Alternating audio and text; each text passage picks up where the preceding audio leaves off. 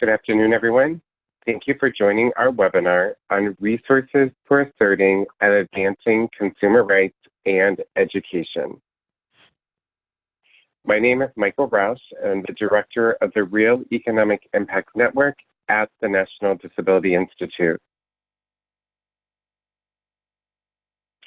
Before we get started with our webinar presentation today, we would like to go over some housekeeping tips.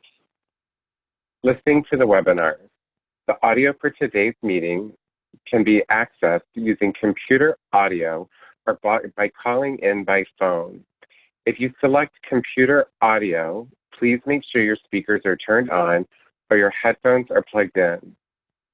If you do not have sound capabilities on your computer or to prefer to listen by phone, dial 1-929-205-6099, enter meeting code 240-029-399.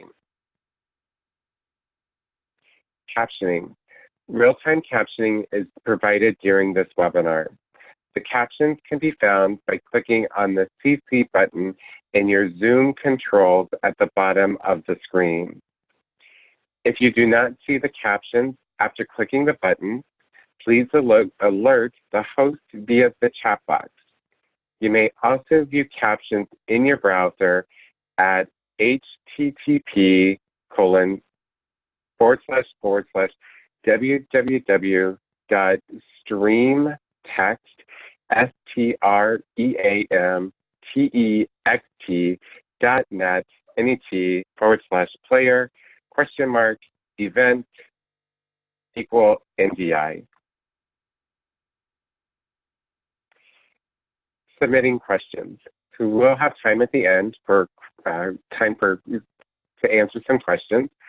Please use the Q&A box to submit, or the chat box, to submit questions you have during the webinar, and we will direct them accordingly. If your question is not answered during the webinar, or you're listening by phone and not logged in, you may email your question to me, Michael Roush, at mroush@ndi-inc.org. Technical assistance. If you experience any technical difficulties during the webinar, please use the chat box to send a message to the NDI host, or you may email Katie Achenbach at KAUCHENBACH@ndi-inc.org. Please note, this webinar is being recorded and the materials will be placed on the National Disability Institute's website at www.nationaldisabilityinstitute.org/resources/webinars. Great. For those of you who are new to the National Disability Institute, I would like to share some general information with you about our organization. At the National Disability Institute, we envision a society in which people with disabilities have the same opportunities to achieve financial stability and independence as people without disabilities. Our mission at the National Disability Institute is to collaborate and innovate to build a better financial future for people with disabilities and their families. To learn more about the National Disability Institute, you can go to www.nationaldisabilityinstitute.org. If you're not a part of National Disability Institute's Real Economic Impact Network, we hope you'll join us. It's an alliance of organizations and individuals dedicated to advancing the economic empowerment of people with disabilities. The Real Economic Impact Network consists of more than 4,500 members located throughout the United States. It includes nonprofits, community tax coalitions, asset development organizations, financial education initiatives, corporations, and private sector businesses, also includes federal, state, local governments and agencies, and individuals and families with disabilities. All partners join forces to embrace, promote, and pursue access to and inclusion of people with disabilities in the economic mainstream. We have coalitions located throughout the country.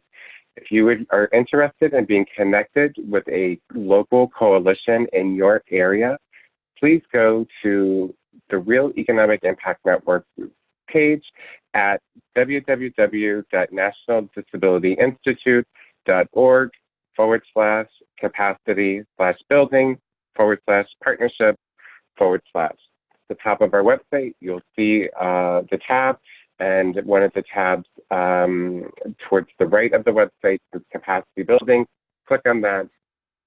I think the fourth one there will say partnerships, and there's where you can learn more information, and you can submit information through that, and we can connect you with a coalition if there is one in your area. Great. So now that we're through that, we're pleased to have Consumer Action join us today to share resources for asserting and advancing consumer rights and education.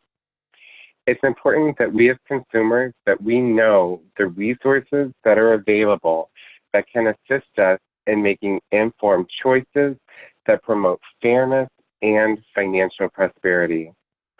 On today's webinar, we will define consumer rights. We're going to understand the importance to knowing your consumer rights and how to defend them.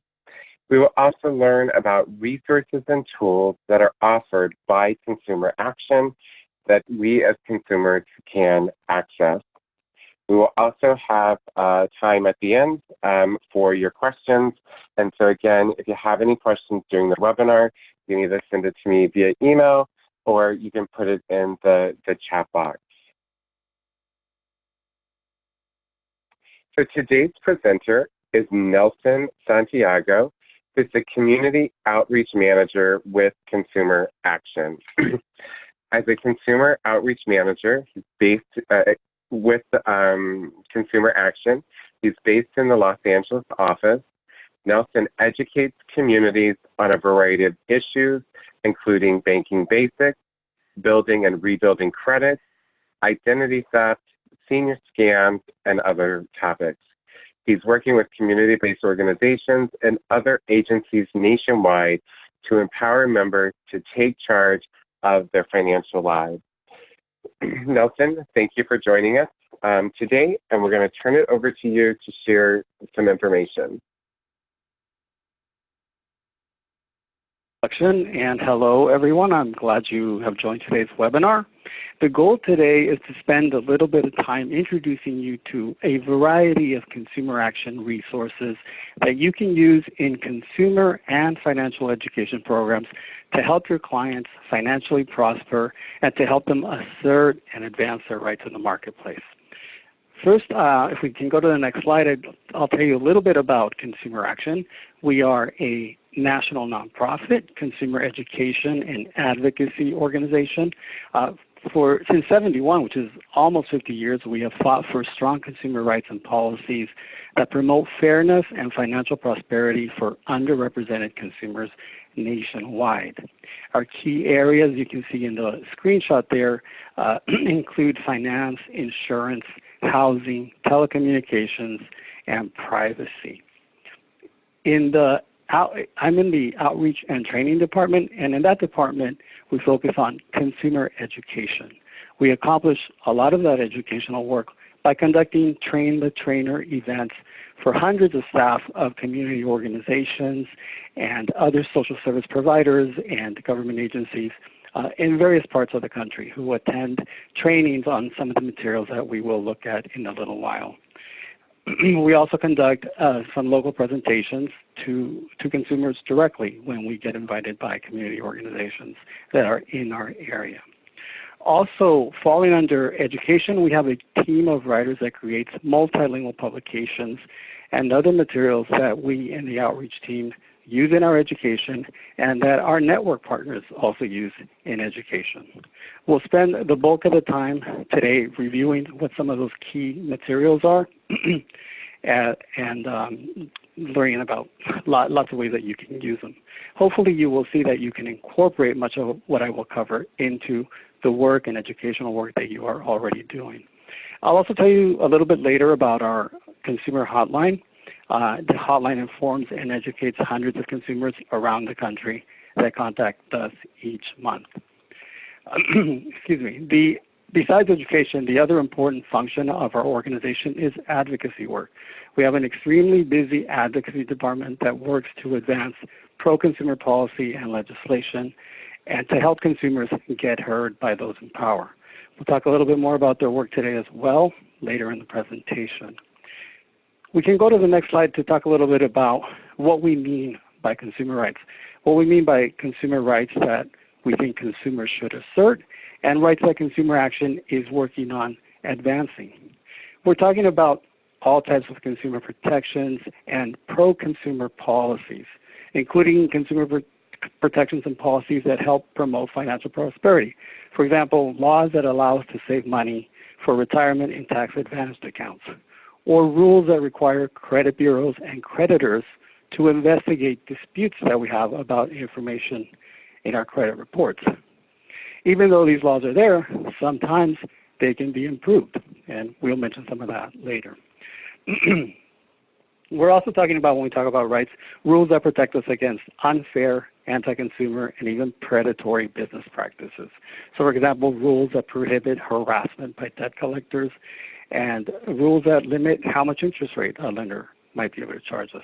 So that's what we mean about when we mention rights. That's what we mean about we need to assert these, we need to advance them, improve them where they need improvement, and you'll see how we are working on that. We believe that consumers who are informed about their consumer rights can better progress toward achieving their financial goals and can better avoid harmful products and scams. And also, they can more successfully resolve and recover from consumer problems that they may experience in the marketplace. And we can go to the next slide. As I go through some of the resources that we have available,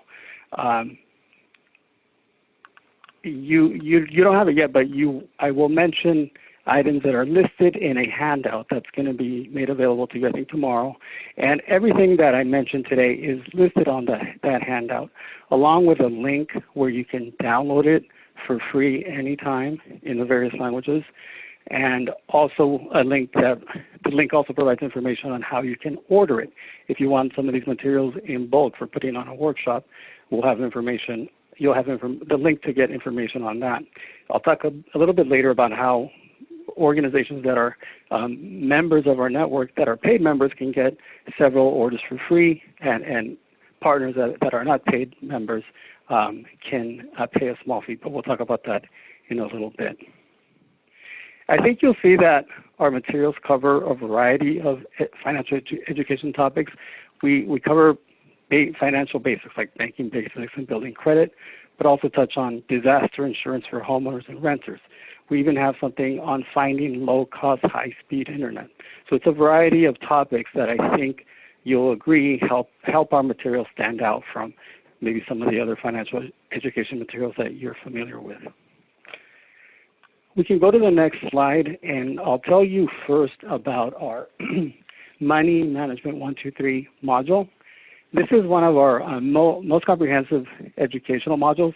It consists of 3 brochures, a lesson plan with classroom activities, a backgrounder guide for the community educator to help prepare for a workshop to help anticipate questions, and a PowerPoint slide deck that can be downloaded. The fact that I'm referring, sometimes you'll see I refer to some of these materials as modules. That means that they have these different components like slide decks and several brochures or multiple brochures. This module covers different stages of money management over a consumer's lifetime. So, for example, Part 1 focuses on building a strong financial foundation. Part 2 on working toward financial goals. Part 3 on planning a secure future. So it includes the basics like basic banking. It includes information on establishing a credit history, avoiding high-cost loans. Then it includes more sophisticated information on saving, on investing, information about mutual funds, retirement accounts. Also, it covers many types of insurance. It mentions how, we cover lots of insurance. Not everybody needs every type, but most people will need at least some of this insurance, including health insurance, auto, life, disability. Those are all covered. There's even some information, some basics on becoming a homeowner and some of the key steps toward that. Depending on your audience, you may be able to use some of these materials for certain groups that are ready to learn about something and tailor it as you see fit, using what's most relevant. We can go to the next slide. This next module, also a module, which means it has the slide deck and training materials, encourages unbanked and underbanked consumers to open checking and savings accounts and guides them through selecting, opening, using, and managing those accounts. Some of you might wonder, why is a module on basic banking even needed? Well, there are millions of unbanked and underbanked households around the country. The latest report on unbanked and underbanked from the FDIC is from 2017, and it found that 6.5% of U.S. households are unbanked, meaning they don't have a bank account or credit union account. That's 8.5 million households. It found an additional 18.7% of households as being underbanked. The underbanked total 24.2 million households, and they have account. They may have a bank account or a checking account or a savings account, but they still, like the unbanked population, use alternative financial services like check cashers, payday lenders, maybe non-bank money orders, bill pay services, all of which, of course, can be pricey and can add up to a lot more than somebody might pay using a traditional bank or credit union account. For example, in California, a check cashing fee can be as high as 12% of the amount of the check. But even a modest fee of 1.5% to 3% could mean a $15 to $30 check cashing fee on a $1,000 check. So we think this is an important topic. In terms of some of the rights that are emphasized in this module, we talk about the consumer's right to not opt in to the so-called courtesy overdraft protection that a bank might offer. A bank may say, if you agree if you opt into our overdraft protection, we can cover you next time you go buy a latte and you don't have enough money in the account. It'll cost you an additional $30 or maybe more dollars for the overdraft fee, but at least at that point you'll get your coffee after your $30+ dollars.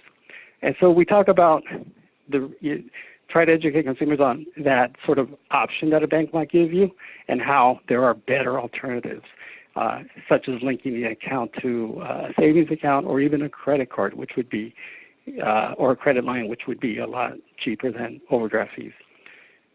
So again, that's knowing about rights and making right choices and asserting your rights. We can go to the next slide and take a quick peek at one of our credit score fact sheets.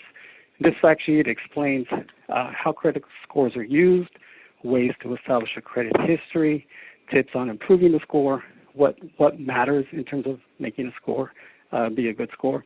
It also describes a consumer's right under federal law to get a free copy of his or her report from each of the 3 bureaus and provides information on how to obtain it, to monitor the information there to make sure that all the positive information possible is there to provide or yield a good credit score. Moving on to the next slide, here you see a screenshot of a resource sheet that we have available online. It actually is just a sheet of a lot of different resources, not just from Consumer Action, but from other organizations. And I usually put these kinds of resource sheets together before I go out and give a workshop or training, where I think that there may be additional questions that come up, additional information people will seek.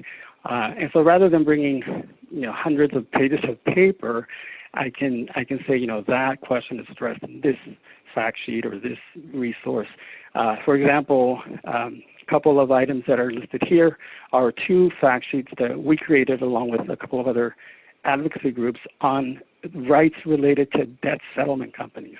The companies that constantly advertise that they can get our debt reduced to half of what we owe or some amount, some fraction of what we owe. So we talk about rights around that. And it's a good resource produced by us and 3 other advocacy groups together, so something to use. I also linked to other organizational resources from other organizations. For example, a fact sheet that talks about, from United Policyholders, an article about the use of credit scores for insurance purposes. So that's in there. Also, I linked to the Consumer Financial Protection Bureau's sample letters, template letters that consumers can use to write to debt collectors. So things like that I may not have in a packet ready to go, but that consumers can download as they need. In the next slide, we have another important set of materials that are related to credit, and that's our fact sheet and a module that deals with preventing identity theft and recovering from identity theft. The recently updated slide deck that's part of the identity theft module, slide deck and lesson plan, includes information on different types of identity theft. Medical identity theft, when somebody goes out and it receives medical services using maybe your insurance information and bills your insurance. Criminal identity theft, child identity theft, even identity theft against somebody who was deceased. And there are lots of recommendations on preventing that. One of the fact sheets that was recently updated is the one you see here on the left side on freezing your credit file. The publication explains how consumers can help prevent thieves from opening new accounts in their name by freezing that credit file so that it can't be accessed unless the consumer actually lifts the freeze or thaws it, as it is sometimes said. It also includes information on how consumers can exercise their relatively new right to place these freezes with all 3 credit reporting agencies without a charge, and also temporarily lift the freeze without a charge whatsoever. Before last September, so it's been almost a year, before last September, in some cases people, depending on the state, would have to pay $10 to place a freeze, maybe 10 or even 12 to lift the freeze. So this is a relatively new right that maybe not everybody knows about, but certainly is an important thing to know right now because it does prevent new accounts from being opened. A couple of other items in the next slide that relate to credit are our debtors' rights module and our personal bankruptcy brochure. The debtors' rights module includes information on a consumer's rights when he or she owes a debt and includes a fact sheet that's just on rights under the Fair Debt Collection Practices Act. Besides that fact sheet, there is a booklet with information on communicating effectively with collectors, avoiding debt collection scams. There's a lot of just straight scammers out there that are pretending to collect debt, and knowing where to complain about collectors. It also has information about a consumer's rights and options when facing a debt collection lawsuit. It mentions a huge problem in this area, and that's the fact that a lot of times debt collectors are suing consumers maybe with very little documentation of the debt that's owed, but relying on consumers or expecting consumers not to respond to the lawsuit. So it emphasizes the importance of getting advice, legal advice if somebody's sued, and figuring out how to respond, because if consumers don't respond, they lose by default. And I'm happy to send you all a link later. An article by the American Bar Association Journal describes how debt buyers have taken advantage of that very much, and how some courts have basically been lax in terms of review and just allow debt collectors, debt buyers to win with very little evidence. So very good article on that if anybody's looking for some real examples of that. Also pictured here is the bankruptcy fact sheet. It's probably one of the only fact sheets on the subject of bankruptcy, I think, in the country that is available in the 5 languages that we usually publish our materials in: English, Spanish, Korean, Chinese, and Vietnamese. The fact sheet describes how consumers can have the right to file bankruptcy and get a financial fresh start if they are overwhelmed by debt. It describes some of the considerations that need to go into deciding if bankruptcy is the right alternative and where to get help in making that determination. We can go to the next slide. I mentioned earlier that insurance is one of the areas that we work on. And in this slide, we have screenshots of 3 of our insurance modules, and these are complete modules with the various components like slide decks and backgrounder guides. One of these modules focuses on auto insurance. This module explains, the materials explain the importance of having adequate auto insurance, and it provides information that helps consumers determine what their coverage needs are, how to shop for insurance, manage costs, and get help when they have insurance-related problems. One of the key messages that we try to get out in these materials is to not be underinsured when it comes to auto insurance. Probably this is true for everyone, all of us on the phone. If we only purchase coverage that is the minimum required by the state that we're in, we're probably underinsured, right? In California, for example, your coverage only needs to cover $15,000 for bodily injury to one person in one accident, $30,000 for multiple people in that one accident. And for property damage, you only need $5,000 in liability coverage, which is not enough, especially for the kind of cars people drive in LA, for example. $5,000 will not take you very far. So we emphasize learning about needs, considering needs, and having sufficient insurance. The module on insurance in the sharing economy, which is, you see a little screenshot of it here on the lower right, it explains the potential risks associated with participating in the sharing economy, whether as a rideshare driver or as maybe someone who rents out short-term accommodations, or even as an errand worker or handy person that connects with consumers through the latest iPhone app. What it emphasizes is that, even though, say, one of these platforms, these sharing economy platforms, may offer some coverage protection for accidents, et cetera, we are encouraging people to think of, what may happen, say, if you're at somebody's home building a bookshelf and you're injured, or you injure someone, or you cause damage. Is there enough coverage? Do you have insurance already that may provide some coverage? And if not, how do you enhance the kind of coverage you have? So especially now that a lot of people are turning to the sharing economy, we want them to consider the risks involved and be adequately insured. The most recent, also pictured here, is the most recent insurance module is on disaster insurance for homeowners and renters. It describes what is and what isn't covered under standard insurance policies and provides some information about assistance that's available through FEMA after a disaster. The module stresses that the importance of purchasing adequate homeowners or renters insurance, and it highlights the limits of FEMA assistance, which is not intended to rebuild our home completely from the ground up. FEMA is not going to do that, nor is it going to replace everything that we own. So those kind of limitations are there. A couple of key messages that we as consumer educators want to get out on this topic is that a majority of U.S. residents live in areas at risk of a natural disaster, and so we need to seriously consider how we would recover from the loss of our home and possessions. And then the other key message is simply that lots of homeowners do not have enough coverage to rebuild or replace their home after a disaster. I'm going to send some links over to Michael later so folks can look at a couple of items from United Policyholders. It's an advocacy group that focuses just on insurance. One of their articles that I often mention is when it talks about how insurance companies consistently underinsure homeowners by undervaluing dwellings. And then if homeowners aren't proactive, don't take steps themselves to determine how much money do I need to rebuild my home if it burns to the ground?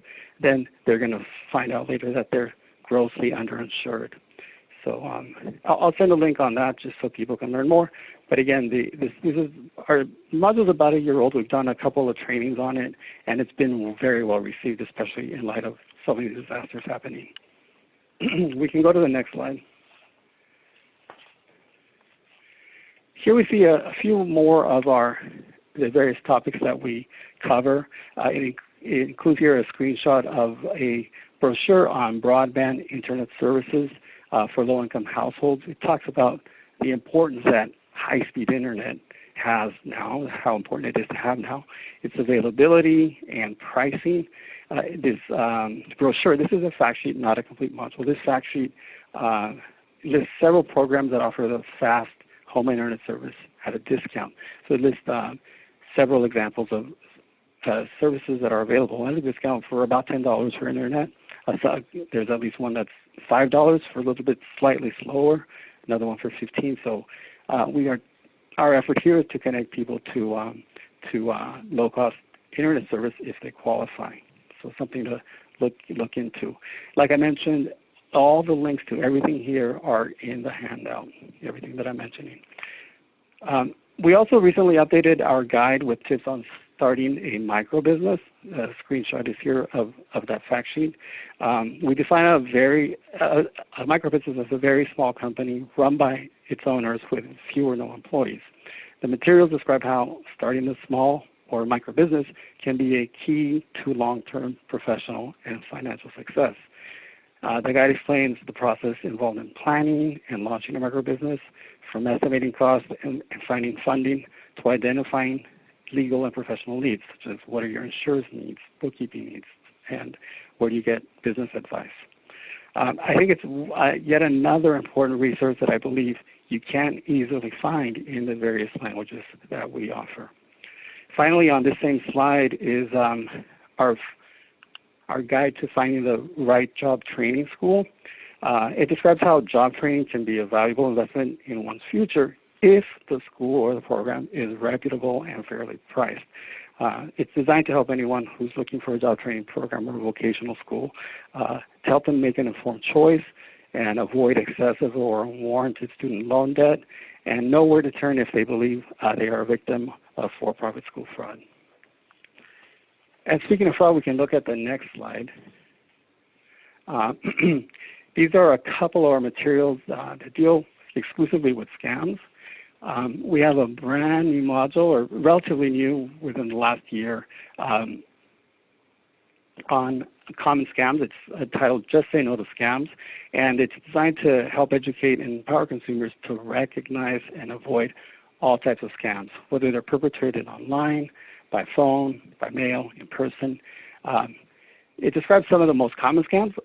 Just a few. This slide here, there's a little screenshot of one of from the slide deck that gives you just a little taste of some of the scams. There are tons of scams that are included there, but you may have heard of these. The tax IRS scam, counterfeit check scams are still around.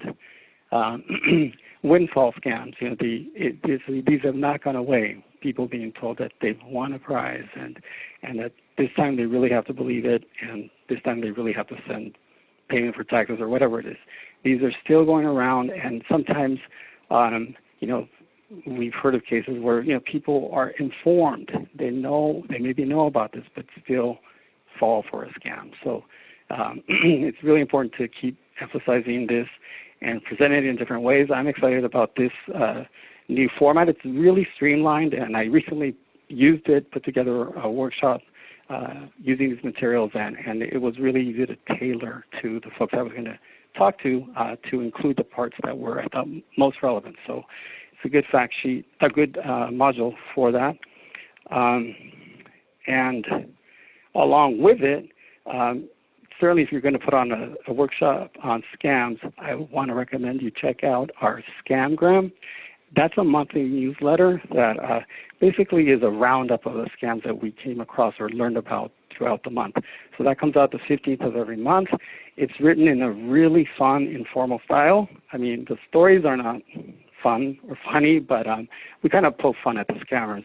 And so it's an enjoyable read, quick read, and always has good information. If you go to our website, our main site, which is mentioned in the various materials, there's a page that says, put in your email address and join our mailing list. You'll get that scamgram the 15th of every month. So something to look forward to, and that you can easily use with your clients. And so that's one of our users. We can look at the next slide for a little bit more of another newsletter that we have, which is our quarterly newsletter. Well, actually 3 to 4 times per year is when it's published.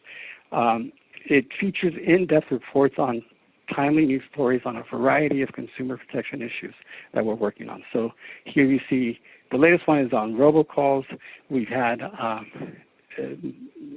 newsletters that focused on student loans, on investing, airline passenger rights.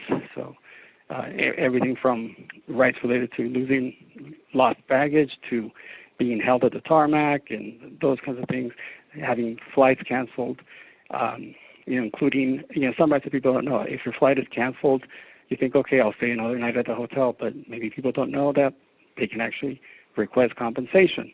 It's not required, but you can request it and can get it, and consumers do get results. So those kinds of things are in that airline passenger rights newsletter, and you'll have a link to that when you get the handout. Our writers also put together different reports at times. In the handout, you'll see a link to a location tracking and data collection report that was produced in May. It talks about some of the issues with everyone tracking us and make some recommendations for privacy protections. And that's, when you get the handout, if you want to jot it down, it's number 18. You can check that out. I want to talk about, in the next slide, about some help that we offer consumers who are having problems. We're probably one of the few organizations around the country that takes calls from consumers and talks to them or responds to emails regarding consumer complaints. We started Consumer Action with a phone that's basically a phone in a church basement, and that hotline is still ringing. We get hundreds of complaints by phone and email. They do come in from all over the country, and we help people in English, Spanish, and Chinese. And what we do is we educate consumers about the complaint process. We talk to them about contacting the business, how to communicate with the business, get it in writing, emphasizing not getting emotional to try to get a good result, escalating when needed, and finding help from third parties, like when do you turn to a potential mediator? Are there mediation services in your area? Who do you turn to for legal assistance? So we provide those kinds of resources. And then also regularly recommend that folks take a look at our How to Complain guide, which is the second bullet here. It's a guide available in English, Spanish, and Chinese with all those kinds of tips on what I just described. Tips on complaining effectively, and also includes some sample complaint letters. And again, those are in the 3 languages. We can go to the next slide. I wanted to provide you a little bit more information about our advocacy-related work and resources. If you have a chance later, you can read the positions and issues link on our website. It's right there on the first bullet. It tells you how to get to it, where you can see the types of issues that we address and take positions on, including those that relate to banking, insurance, auto lending, air travel, and privacy. I'll mention, I'll give you a little more detail in the next slide, but not yet. We'll go to that in a moment. Before we go there, I want to mention our Take Action Center, which is the second bullet here. It's an e-advocacy tool that we offer for free to help consumers play an active role in the political process, and really an active role in advancing consumer rights. You can get to it by clicking Take Action on our homepage, as it says in the slide here. We regularly post action alerts on the Take Action page to encourage consumers to send personalized messages to elected officials, regulatory agencies, and other policymakers about what they think on various issues, on important issues. Some of them we're asking, some of them we ask consumers, take action on this topic. In other cases, we tell consumers, make your voice heard. There's a problem around this, and we simply just encourage people to find their legislators through our site and contact them about whatever issue is they want to complain about, or where we think that maybe a complaint to legislators would be helpful. The site allows visitors to look up their federal, state, and local representatives using their zip code, and lets them write to them about, again, the issues that we raise or whatever issues they'd like to raise. One of the bullets here, the last one, the small blue bullet, is a shortcut to all of our legislation and action alerts. So if you were to follow this shortcut now, you would see an alert asking consumers to write to the Consumer Financial Protection Bureau by September 18, 2019, to tell the Bureau that the proposed rule on debt collection, not sure if any of you have heard about it, could make things worse for consumers who are dealing with debt collectors. If you have a chance to take a look at that and take action, you'll read a little bit about what we feel the rule is, why the rule is not good for consumers. In quick summary, it says that this rule would allow collectors to call consumers 7 times a week per debt.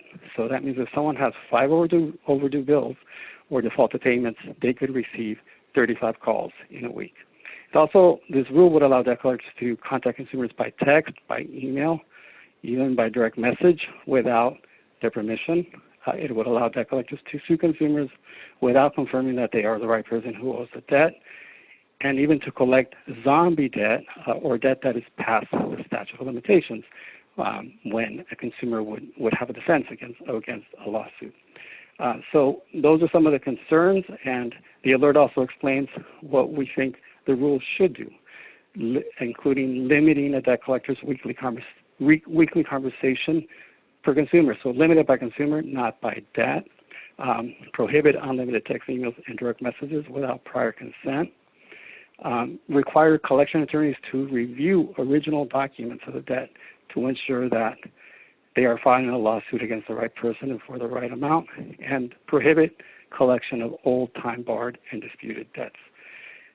So if you do nothing else after this webinar, maybe you want to follow that last bullet there and take a look at our action items and make your voice heard.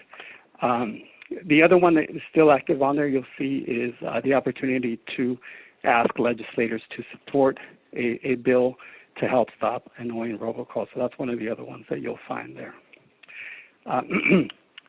In the next slide, I list a little bit of some of the recent advocacy and coalition work. Again, this is work done by our advocacy folks, including their work on trying to maintain consumer access for all of us to the Consumer Financial Protection Bureau complaint database.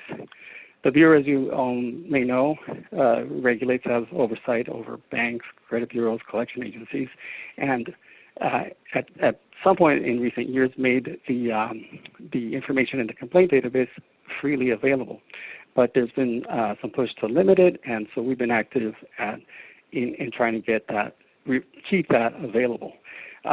Consumer groups like ours, like other of our allies, can use this information for us to know what is going on with consumer rights, right? For example, the National Consumer Law Center, I was reading a report for another project. They put together a report where they cite some of the complaints in that database that show that, our right to collect correct errors in our credit reports is not quite being fully enforced or is not where it needs to be. It talks about consumers who aren't believed by creditors or bureaus about the fact that they are victims of identity theft. It talks about, it mentions complaints that refer to consumers having judgments that say, this person does not owe the debt. And yet, when the consumer tries to exercise their rights to say, here's a judgment that says, I don't owe this debt, they're not able to get the information erased from their reports. So just one example of why we think it's important to have this information public. We also supported new legislation introduced in Congress to end forced arbitration in consumer contracts. By forced arbitration or binding arbitration, we're referring to the kind of arbitration clauses that are in our credit reporting, in our cell phone contracts, in our basically internet service contracts, credit card contracts. There will be clauses that say we give up our right to sue, we give up our right to pursue a class action, and instead we will let things be resolved through arbitration. And we don't believe that that's fair for consumers because it may have been fair between two large corporations who agree to arbitrate a matter, but small consumer and big corporation, we don't think the consumer is having their voice heard. And I'll send you all a link also along with other links to an opinion piece that was just published a couple weeks ago, August 3rd, by one of our advocacy colleagues here at Consumer Action, who explains that Congress is considering legislation that would end the practice of requiring consumers to agree to mandatory arbitration. It's the Forced Arbitration Injustice Repeal Act, or the FAIR Act, and in that opinion piece, she calls on all of us to ask members of Congress to support the FAIR Act, and links to our Take Action page so that consumers can do that. And if you follow that, you can, in your own words, explain why you take the position that you take. Sometimes we have some suggested language, but we always encourage people to put complaints or write complaints in their own words. And that same opinion piece has a few real-life examples of some of the problems with arbitration. It talks about a pet store that apparently is knowingly selling pets that are ill, and then relies on the arbitration clause to prevent customers from suing them. It also mentions an online furniture retailer that shipped bed bug-infested headboards to several consumers apparently, but used the arbitration clause to prevent a class action suit. So again, there is that piece of legislation, the FAIR Act, that you can learn about. I'll send you all the link on that. And next is, what I want to do next for the last just another 2 minutes or so, and then we'll go to questions, is let you know about how do you get these publications. So some of these hopefully sound interesting to you and you'd like to use them in your workshops or distribute them to your clients. You can download all of these on our website. If you type in the title to any of these in the search box, you can find it, or you can use the search menu that's under the quick menu here in the screenshot that you see. The next slide shows you that. If we go to the next slide. In the next slide, you can also just on our homepage, click on publications, and then go to how to order for instructions on ordering. If we go to the next slide, I'll show you where that lands you. That lands you at the instructions. And then over on the right side, you see all those links in orange sort of. Those are all order forms that for all the materials that are available for order. You can go to the next slide. Here is the order form that you'd get if you click on one of those links, and you can place your orders. Affiliate members, people who are not quite yet. If we could back up one more second. Members, there are 6 free orders for affiliate network members, and that could be up to $500 per order. Non-members can pay $15 per order, up to 500 pieces, and then affiliate membership is $75. Also, don't be scared by the fact that there are fees. We have to, we do have these costs, and we think that these are low fees. But also, don't forget that these are all freely downloadable as well. For information on joining our network, you can see the link here, and it's also on the next slide, where I include just a little bit more information on affiliate membership, including some of the benefits like the free orders, up to 6 free webinars, opportunities to attend our national conference. Small business owners can also join our network, and the fee for those memberships is $75 for whether it's an affiliate or an associate member. And again, there is the link. If we go to the next slide, I think we are at the end. This is the contact number for our main office, and you can reach me there. I'm Nelson Santiago again. You can reach me there, or they'll reach me right away, and I can get back to anyone with questions. For consumers, this is our hotline, as well as that's how they can get their complaints in by web. And then also, if anybody, say, wants to put together a little workshop based on some of these materials, and you're saying, oh, what? I think I want to present some of this, you can call me and we can walk through some of these materials, and I can give you some of the tips that I've done, say, maybe when I put on a workshop on some of the various topics. Gave you some of the resource sheets that maybe I put together. So all of that I'm happy to talk to folks more about.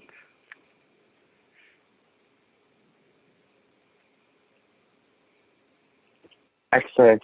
Great. Thank you so much, Nelson, for this information. And thank you to Consumer Action for all of the amazing work that you all are doing to bring these resources to us as consumers, and really allowing us to know how to assert and advance our consumer rights and education. I've known about Consumer Action for a while, but I learned some new things today through this presentation as well, so I really appreciate it. One tool that you had mentioned that I particularly am interested in is how to complain guide. Whenever we do have a consumer complaint. So if you can send us the link for that we can make sure that we'll include that as well. We do have quite a few questions.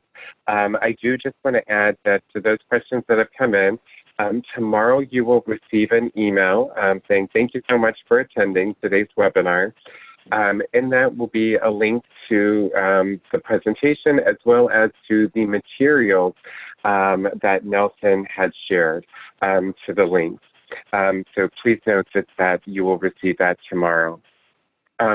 Nelson, on the last couple slides, if you could just confirm, you had mentioned that there's a fee to order publications, like the $15, but that's if we need a tangible copy, but we could order them on, or we could download them for free online and make our own copies. Is that correct?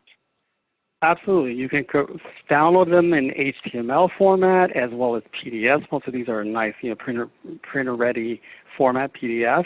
And then if you need bulk copies, if you need 300 copies for a fair somewhere, a consumer fair or a big workshop, that's when you can place your order. And it's just a flat $15. That covers the publication, shipping, and everything. Great. Or you can do the $75 and get the 6 orders. Okay, great. So because we have so many questions, we're going to do kind of a speed round in our last 6 minutes here together.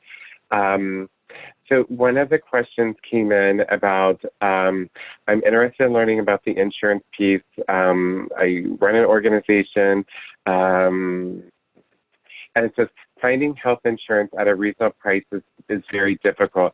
Do you know any resources? And this also goes in line with another question that we received as, do the modules, I'm going to ask them at the same time, do the modules on insurance help you determine how much coverage you need?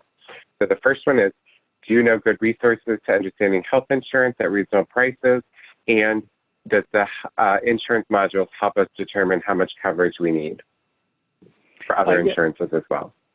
Yes, so we can definitely try to look for some resources on health insurance for the person, say, if we know where they are. But the big news here actually is that we are currently working on a full module on health insurance, and we've anticipated it's going to be ready in time for open enrollment, so within just a few months, a couple of months, I think. So we will have that, and it is, I didn't mention this, but our materials are written for a national audience. And we include always information on where to find local information. So we will have lots of information on that very soon. But if somebody wants help in maybe looking for something now, we can do that. And I'm happy to, glad to correspond with anybody. My email is in that handout. People can reach me by email when they get the handout tomorrow. And then the second question was about in terms of determining how much insurance you need, yes, the module talks about different factors. So if we're talking about auto, what car do you drive? What kind of driving do you do? If we're talking about homeowners, there's information there on, what kind of materials is your home? What is your home made of? What are the materials used? How big is it? And then tips on, having getting an estimate from a contractor, or finding out what is the square footage, the cost to build per square foot. Some of that information is in some of the additional resources. I showed you guys a little image of one of my resource sheets. I like to have a link for everything, I always say. So I have some great links for that. The person who's asking for some specific, how do I calculate what I'm going to need? And I'm happy to send those out too. I can include them actually in the list of links that I'm going to send you later today. Okay, great. And if folks have additional questions too, I put in the chat box that you can send them to ask@ndi-inc.org. Another question that came in is regarding freezing your credit file. This may prevent others from using your credit resources and records. Does it also prohibit you from accessing your own credit resources and records? No, it doesn't prevent you from viewing your credit report, although it will require you to lift that freeze when you are, say, going to go rent an apartment, or or if an employer tells you that they're going to need access to your credit report. But no, it doesn't prevent you from monitoring your credit report. Great. So the other question is, can you call the hotline to ask if a mailer I received is legit? Yes, you can call the hotline about anything, because people do, and we will try to direct you to the right resource. So what we would do with something like that is essentially what our module on scams does, which is try to look at what are the consider the signs of a scam, and see and use that information to determine whether it's a scam or not. A lot of times, people have called me and say, but it says this, or, they want to believe it. And, every sign tells you that it's a scam, and that's what we focus on doing. So, but yes, you can call, and we encourage people to call at least before they decide that they're going to say, buy some prepaid card and send it off to somebody, or give somebody a code to a prepaid card that will be emptied out of cash and lose money. So yes, call us with those kinds of things, or email us. All right, so we're going to ask one more question, and then I think the other questions are going to be addressed in the handouts that will be coming in the email tomorrow, as well as the PowerPoint. The question is, are there local affiliates of Consumer Action across the country that folks can become involved with? We do have, go ahead. Oh, no, yeah, so that's about, are there local Consumer Action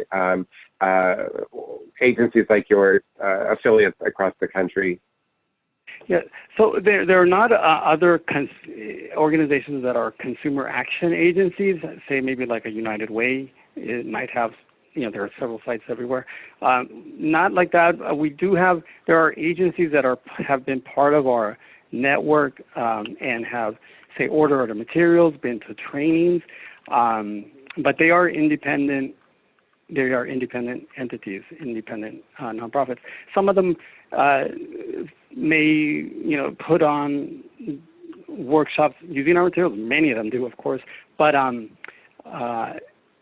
if somebody, I would say to that, if somebody is looking for somebody locally who's already using Consumer Action resources, send me an email, and maybe I can help partner them up, at least to maybe find out, how did you put together your workshop on homeowners insurance using Consumer Action materials? That may be something that I can help to do if they contact me. But yeah, there are no other Consumer Actions with our name. Thanks. Okay, excellent. Well, great. Well, we're at the top of the hour, so I want to say thank you again to Nelson Santiago, as well as to Consumer Action for this presentation today. We look forward to working with Consumer Action more in the future and really helping to assert and advance consumer rights and education for all. I would like to say thank you to my colleagues, Maggie Redden, and especially Katie Achenbach, for running everything behind the scenes for today's webinar. Also, would like to say that if you have any technical assistance questions after this webinar, NDI has a great training and technical assistance team that we can try to address any questions that you might have. Please send any questions that you have to ask@ndi-inc.org. And again, I want to thank you all so much for participating today, and I hope you're having a great summer, and we look forward to connecting with you in the next few months for additional webinars that are coming up. So thank you all so much, and have a great day.